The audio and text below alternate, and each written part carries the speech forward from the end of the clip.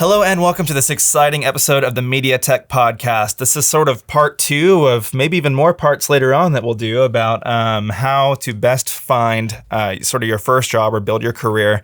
And today we're talking about digital film and video, which is one of the many exciting programs that MediaTech offers. And I am actually a graduate of digital film and video from 2013. So it's been a little bit. So some things have changed, but especially for career services, only for the better. So it's really exciting to have you here. We have Brad Ruekberg. I learned in the last podcast that's how you pronounce his last name.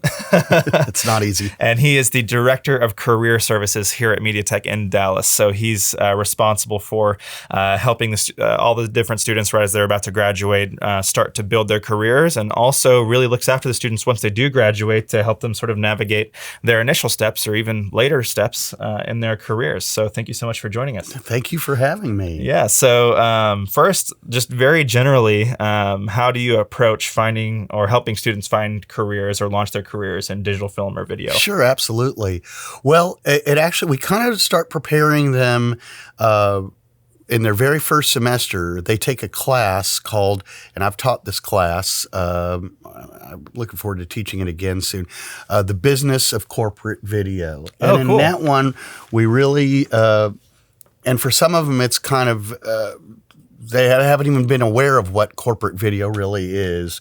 A lot of people think of a career in film and video as being exclusively film and television. Mm-hmm. And we say, yeah, we love film and television too. And we want to teach you how to make great film and television so that you can either work in film and television or work in something else in corporate video or consumer video. And we'll talk more about what those things mean. But having those same, if you can make a great movie, then you can make a great corporate training film or marketing video or family history video or whatever, if you apply those same principles to making a really good film. So we start right off in there and we say that, television and movies, that there is production of that here in Dallas, but there's more production of that obviously in Hollywood and in New York and a range of other places too. New York. Atlanta's been big. Atlanta. Yeah, I just repeated New York. I'm sorry. I mean, Chicago, Atlanta's huge, New Orleans. Even Austin has got more going on with that, and they've got the different landscapes and all that kind of stuff. Dallas is a huge city and Houston is a huge city, and we do have that. But if you look at all the opportunities, all the production, all the activity that it's out there, the film and television might be 20-25% of it, at most. So what's the other 75 to 80% of it? Again, it would be corporate. Nowadays, almost every decent sized company has their own corporate communications department. I mean, when I went through college for film way back in the 80s, that was, we didn't have all these other opportunities there. There weren't that many jobs. You had to really work hard to make it. If you weren't going to get hired by an ad agency or production company, that was about it as far as a full-time job or a TV station. That was about it. But now, like, every company has a corporate communications department. Even real small startup companies are needing to use video more than ever now. And in the old days, it was like doing a commercial meant TV, and very few people had the revenue. I mean, paying for the production is a drop in the bucket. It's all the airtime that you had to spend. Oh my gosh, yeah. But with the internet, there is no airtime. So it's like you can put all your money into the production, and all the equipment, of course, is a lot cheaper, and all that stuff has come way down as well. So there's just an exploding number of opportunities out there working in the corporate realm. And then there's also the consumer realm, which would be weddings, bar mitzvahs, quinceañeras, other kinds of events, birthday parties. Could be, family history videos. Then there's, I guess, another little special niche, which would be legal deposition videos. Oh, yeah. And in that class, we'll bring in outside experts. And instead of looking for somebody with this swanky movie product, I mean, they'll get plenty of other opportunities to meet those people. I like to bring in some of these people from some of these other sectors that they're just maybe isn't really on their radar screen yet, or they just feel that's kind of boring or something. And until they really get involved with it, and they see it doesn't have to be boring. Yeah, absolutely. It's interesting that you say that, because to me, like when I first started, probably like 90% of the kids that come through, I was like dead set on being like the next J.J. Abrams or whatever, right? Which is still like a pipe dream end goal career of mine. But as we kind of talked about in the Recording Arts podcast just a minute ago, you have to be creative and search out the different paths that you might be able to take within film and video. Like for instance, I really fell in love with color correction and color grading coming through school. And so that was my first, when I was looking for jobs, that was the first thing that I was looking for. So I would have never imagined, when I came in, that I'd leave MediaTech looking for jobs as a colorist. I didn't even know what a colorist was, I'm sure. But as far as corporate video goes, you mentioned that there are, almost every big size company or mid-size even company has internal departments for video production. And it's growing so much so that now I think a lot of companies are starting to see the value in having their own internal teams for not just corporate video or internal video, but also external, like marketing. And that's exploding. Like, yes. I feel like we're right in the middle of like almost a renaissance of video and film, because I mean, the production capabilities that you have on your phone in your pocket, like, is almost outweighs in many circumstances the production capabilities that you'd have had with a $10,000 budget 15 years ago. No doubt. No doubt. It's not fair. That is it. I do want to, just because out of my own curiosity, like when you said you went to college in the 80s for film, like what was your prospects immediately upon graduating? How did you navigate that before sort of the pages started turning in terms of the ease of production? Right. Well, I went to college actually in New York, and right as I was graduating, I actually started looking for jobs here in Dallas, and the communications complex had just been built. And I tried to get I got some interviews, but they were waiting for things to happen. I mean, Oliver Stone was starting to gear up and get things going, but I tried to get jobs then at like Bozell and Jacobs ad agency. It was just tough. And then I just stayed in New York, and I also went to LA, and I worked in film and television. I worked on one feature film in LA with, again, it's all about networking. It was people that were from Austin that actually shot a film in Dallas when I was 14 years old. And gotcha. I was like an actor in it and volunteered to be a runner, which is like a PA, a gopher, and just always stayed in touch with them. And my parents got to know them and all that stuff. So they gave me an opportunity to work on this film in LA, and I went back to New York and just started working on certain low budget productions, and all the way on up to, I volunteered and did like a March of Dimes telethon television show, telethon, just whatever I could do. Worked on music videos, were really big. Finally, I got hired by a production company in New York and worked with them for a couple of years, and tried to kind of go into business for myself in New York, and learned a lot. It was really tough. And after about 7 years in New York, I came back to Dallas, and it was just like the doors were wide open for me everywhere I went. What do you mean by that?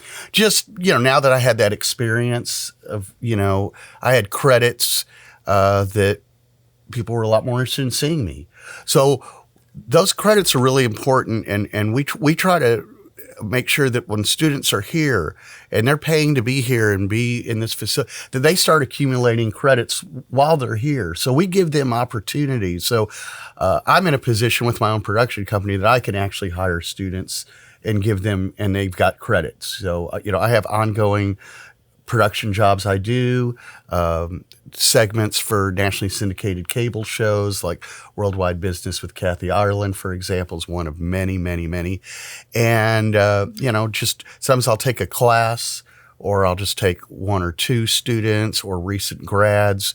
And, but we even have an assignment in their advanced digital video production class, one of their major projects is doing work for an outside client, doing a work for hire. That's really It's required, cool. yes. So sometimes I am the outside client. Other times I just sort of facilitate and hook them up. But again, the whole goal is that, and this is with all of our students and all of our programs, that when they graduate, they've got a resume and it's got credits on it. Even if it's a student project, we say you don't have to say student project. Just say short film or recording session, event. Name the people who are involved, even if no one's ever heard of them. They'll think they heard of them just because you've mentioned their name. Names, numbers, dates, web links. Those are the things our brains are accustomed to like picking up on now, and instead of reading a paragraph. And one more question about your sort of early career before we jump to what we're supposed to be talking about. I'm just so curious and interested. So how did you, like, demo reels are such a thing now. Like, we'll talk a little bit more about it in a minute, but I was in a position to hire someone full-time about a year ago for the company that I was at before. And I mean, now obviously as someone looking to hire, whether it's a video editor or just anybody really that's in that realm of video production or film production, if there's no demo reel, you throw the resume in the trash. I mean, exactly. That's it. Like, you People don't even want to see consider your content. So how did you do that? What were demo reels, before the internet? Yeah, demo reels were more literally what a demo reel. I mean, they were literal demo reels. I mean, it was like a VHS tape when I started. Yeah, and you just put on stuff on there that, I worked on this, and you'd say what you did on it, and just put it together like that. Now, of course, with everything online, we're almost getting away from demo reels to some degree, because we've got an endless non-linear supply library here so it's more like links is more what I find people are interested in seeing. Links to finished work, not like a 3-minute demo reel that has 2-second montage clips in a montage of all the different types of things that you've done, but just, you want to see something I did on potato chips? Here you go. Oh, well, we're really wanting to do something on corn chips, so I don't, we're really looking for that. Oh, well, then here's the thing on corn chips, Yeah. I mean, sometimes people have that lack of they're missing an imagination, and you have to really show them exactly what they're looking for. It's interesting that you say that now it's links, are sort of taking over demo reels, because I had that frustration when I was hiring, because we were hiring for a video editor, and it was really difficult to see through the demo reel the strength of their editing, unless the demo reel, I mean, if you notice the editing is really good in a demo reel, it almost becomes obnoxious. It's like, wow, this is really overproduced. Right. But yeah, it's interesting, because I think that we did make up our final hire just based on several links rather than their demo reel. Yeah. But yeah, so I guess our demo reel still a thing that you push like quite a lot for students. Not quite a lot, but we do that. I mean, we have that. It's not like it's a lab. It's an optional lab created. I mean, it's an easy one. You get like 2 lab credits if you create a demo reel. We say to keep it like 2 to 3 minutes long. Make sure that your contact info is on there. You can segment it, or you can just do a collage or montage. So it's nice to kind of have that as a little hook. You might have a little landing page on your YouTube where that's when people go on there, they're right away just seeing, a variety of all the different types of stuff that you've done. And then they can go on from there to select, like, oh, I want to see this like role play video, or I want to see this, sports type thing, or whatever field or niche they're looking for. Gotcha. So for a student or someone that's trying to find a career, can you explain like what is the perfect combination of resume or skills or whatever that someone would need to have in order to really hook that first job? Yeah. And so, again, everybody's a little different. So everybody has different strengths and weaknesses. So, I mean, and it's way more than just these 2 examples, but I'm just kind of giving the 2 extremes, and then there's a million people in between. But on one extreme, you may have someone who's, let's say, more of a producer, creative, screenwriter type that's less technical. And again, some people can do it all. But, you have a lot of people that they're just really strong in that area, with being creative and writing concepts and writing scripts and, and managing people and directing actors, directing crew, wheeling and dealing and getting to use certain locations. I mean, those are all really, really important skills to have. And some people have that and some people don't, and then some people on the other end of the spectrum have great technical skills. They don't necessarily have great people skills, but just kind of like leave them alone by a computer and let them work their magic. And they could go in and they can do all the color correction and fix all the crappy sounds you did in the field and create amazing animations that are very, time intensive. And, they'll just stay up all night and pull all-nighters and do that kind of stuff. And again, there's people that have, one or both or. Gotcha. And how do what would you say are the first steps, whether you are the creative type or more the technical, like what is that the first steps that someone needs to take as they're venturing out into their career? Yeah, just everything that you work on, again, documenting it. So you've got a resume. Now with social media, to me, I find that as a tool, it's a record-keeping tool as well as a promotional. Everyone thinks of it as a promotional tool, but in a way, it's kind of record-keeping. It just as a matter of course, I will do a selfie on every job I'm on to promote the job, promote myself, to promote if I'm working with students, all that stuff too. But it's also kind of record-keeping. It's like, oh yeah, on that day. Let me scroll through and see, oh yeah, we were doing this thing. So that then you can document. It's like, man, I need to put that on my resume. That's what, that's what a student needs to do. Or I need to put that on my demo reel, or I need to include that finished link in my marketing letter. So just accumulating those credits, because it's easy to forget about them. It's also, you may forget to even bill for your time. That's a good way to just kind of remember your time. And it's like, because then after 30 days later, you're like, where was that? Who was that for? Blah, blah, blah. But if you put all that documentation in your social media post, while you're there like, hey, where are we at right now? What are you guys calling this thing? Oh, okay. Because you don't know. It's like, well, it was something. And, there's like 4 or 5 different third-party people involved. It's like, well, what was it? Who was it really for? Just kind of documenting all of that. Gotcha. That's really interesting, taking a selfie on each one. I never realized that how important that could be. Yeah, really. What a good really tool useful. That could be. Yes.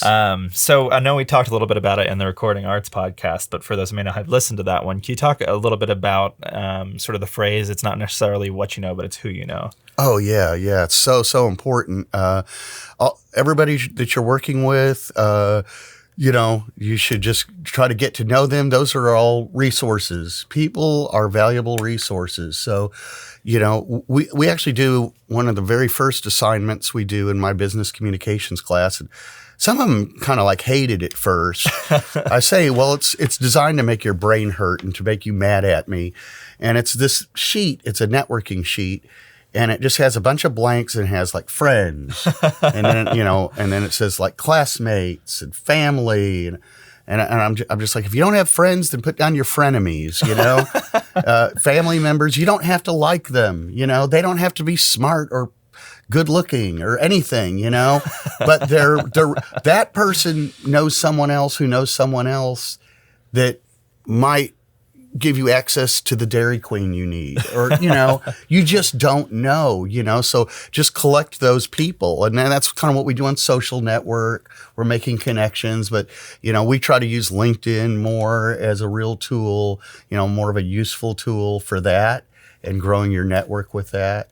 So yeah, networking is just so important. Knowing somebody, and then, and just the way I mentioned this in the previous podcast, I didn't like going to a lot of networking functions because my own personal problems, my own insecurities, that I feel competitive and sometimes jealous of other competitors' successes and so forth. And I've learned to put that aside and realize that, we can't clone ourselves and be in a million places at once. So a lot of times in our business, you hear the term it's feast or famine. Yeah. So you have your busy periods and then crickets, as they say.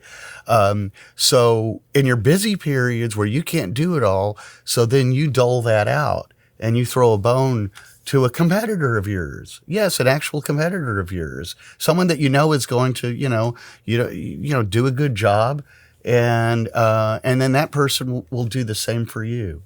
Yeah, and man, that's really interesting to say that, because it's just so far in my career. It's only been a few years, obviously, but it does feel like that it's always, whether not necessarily a competitor, but it's always people that are just way too busy, always throwing work, to their friends or colleagues or whatever. And then the opposite, I try my best to do that with others, and I do it actually sometimes for students here, and that's a really interesting resource. But let me know about that. Yeah, for sure. Any students that you hook up, please let me know. Awesome. I definitely will. But thank you again so much. Sure. Are there any sort of closing, anything you'd like to say, just generic advice to those that are looking for a career in video or film? Yeah. So people are becoming increasingly knowledgeable about film and video because it's everywhere. So that's a double-edged sword. So on the one hand, you can hopefully assume that people kind of understand, have a common language, or, hey, it's kind of like that, AT&T commercial or something like that. On the other hand, sometimes people know just enough to be dangerous, and they really kind of misunderstand how things are done and so forth. So that's kind of a sort of something that's been developing over the years in this industry, I've noticed. It's interesting that you say that. And before we close, I want to talk about that a little, because I think that you have to be able to learn how to navigate those circumstances with a lot of respect, because usually the people that, like you say, that know too much to be dangerous are sort of your superior on those projects usually. And I mean, there have been so many times where there's like a person and they're in front of some crazy background and they're like, oh, can you just rotor that person out real quick? It's like, no, I can't rotor that person out real quick, but you have to treat those with, or I remember one time I was on a shoot, and we shoot on these GH5 Panasonic cameras, which are great. But the client came up and was like, oh, I thought we were going to use reds on this. I'm like, what? No. Where did you get that idea? But yeah, you've got to be able to treat those circumstances with respect and understand that, how to navigate those. I don't know what I'm trying to say, but how to retain your respect for that person and keep it professional and not explode in that moment. Absolutely. But awesome. Thank you again, Brad, so much for joining us. If you're listening to this outside of YouTube, make sure to subscribe wherever you are listening to this. And if you're on YouTube, make sure you subscribe and hit that bell icon. We do lots of great podcasts over there. And we also do little mini docs about graduates called Grad You Did. They're always doing really cool stuff. Go check out a few in the description that I'll leave. Jessica Sanders is one of my favorites, where he just did one on Anthony Ramirez, who is a live sound mixer for CNN in Atlanta, which is super cool. We do Student of the Month, little featurettes. We do tutorials on all the different programs. And if you're interested in a career in media, make sure you check out MediaTech Institute. They have great campuses in Dallas and Houston, and schedule a free tour. Like I said a minute ago, the minute that you come in here, if you're watching this, by the way, we're in Studio A in Dallas, one of the many studios here and in Houston. You will be sold the minute that you come in. So make sure you schedule a free tour. And if you're interested in a career in recording arts, the list keeps growing. Recording arts, digital film and video, acting, makeup, animation, mobile app design. I think I covered it. Make sure you check out MediaTech.edu, and we'll see you guys again next week with another podcast.